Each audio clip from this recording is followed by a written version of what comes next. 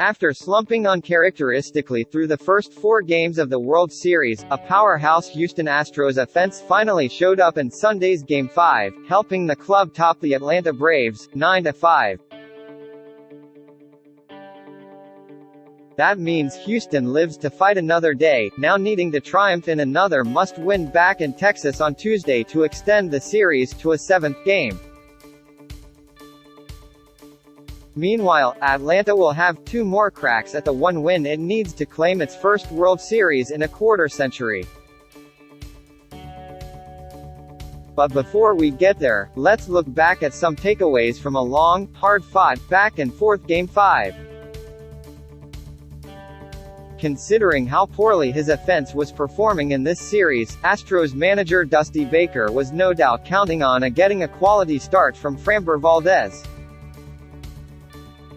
With a 3.29 ERA over 33 outings since 2020, the 27-year-old left-hander's been Houston's best starter for 2 years running.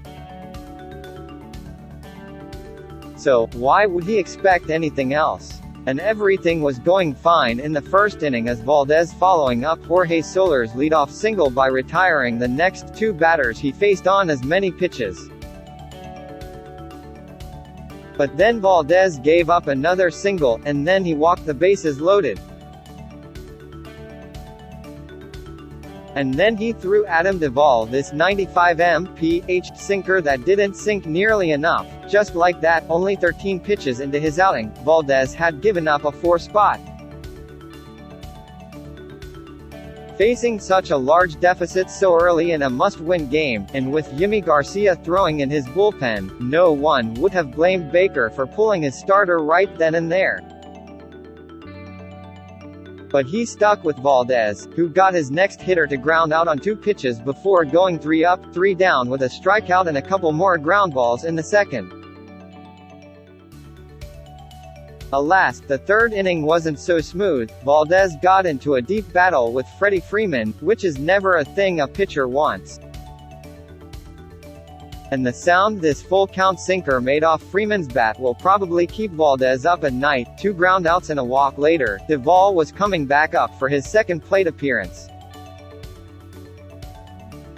And this time Baker wasn't taking any chances, calling on Garcia to take over from Valdez with 2 out in the third. Ultimately, the Astros starter was leaving his sinker a little too high, and throwing his curveball way too low, letting Braves hitters key in on velocity and put balls in play at awfully high rates of speed. He still generated some weak ground ball contact, as is his calling card. But when Valdez left pitches up, as he did far too often in Game 5, Braves hitters were ready for them. Over 2 appearances in this series, Valdez has now allowed 10 runs and recorded only 14 outs. It's feasible that he could be available for a short appearance out of Houston's bullpen in a possible Game 7. But if it came to that, would Baker even be comfortable going to him? Last September, Braves starter Tucker Davidson made his major league debut, allowing 7 runs, only 2 earned, for what it's worth, over a disastrous 5-out start. This season he bounced back and forth between AAA and the majors, making only 7 starts before forearm tightness shut his season down in June. On Tuesday he watched Game 1 of the World Series in a hotel lobby near the AAA ballpark where he was keeping his arm loose in case of emergency. And less than 3 innings into that game, emergency struck. Charlie Morton fractured a fibula, ending his series and elevating Davidson to Atlanta's active roster.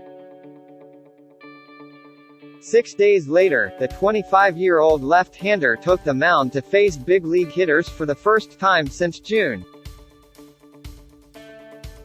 Not the easiest assignment for a guy making only his 10th appearance on a mound of any kind since August 2019. But the flip side of Davidson's inexperience is Houston's unfamiliarity with his fastball-slider-curveball mix. There certainly wasn't much video on him. That set up a fascinating game within the game in which the Astros were clearly trying to see as many pitches as possible in the early going, while Davidson was trying to save some different looks for his second trip through the order.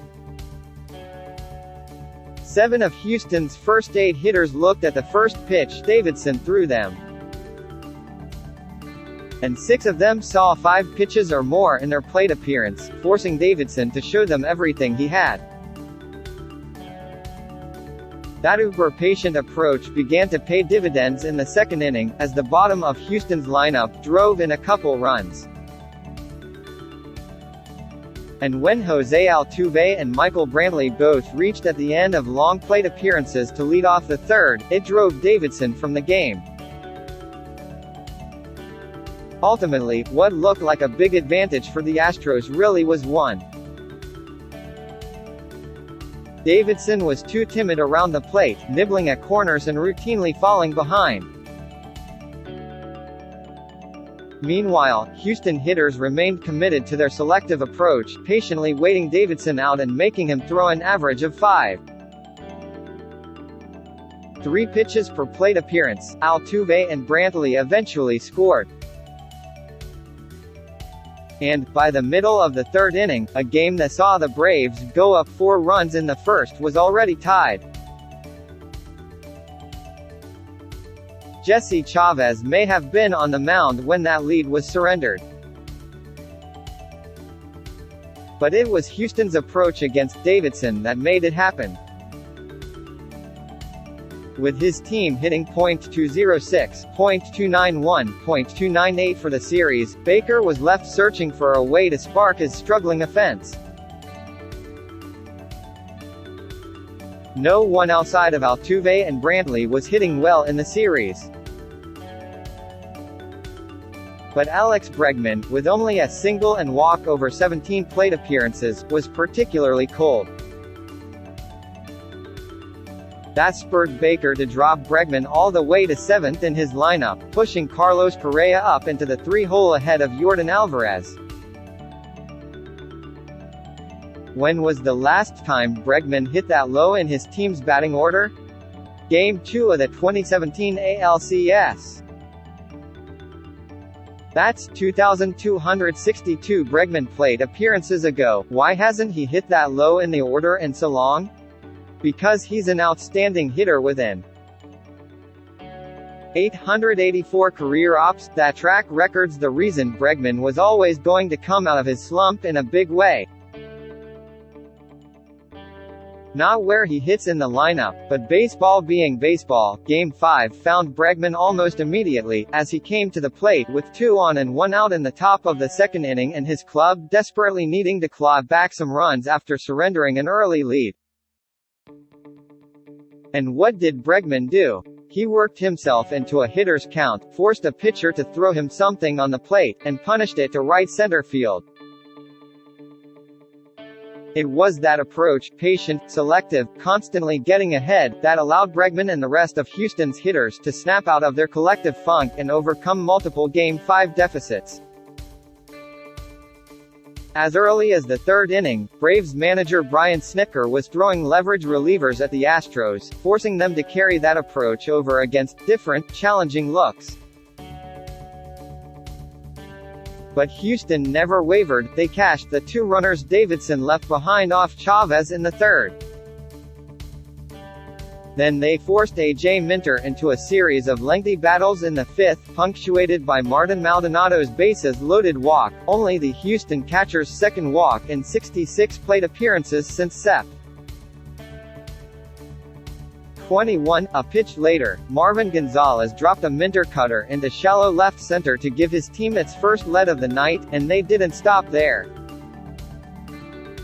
With Drew Smyly refusing to throw anything but curveballs after taking over in the 7th, the Astros waited him out and forced the veteran left-hander onto the plate. First, Kyle Tucker took an elevated curveball into the right field corner for a double.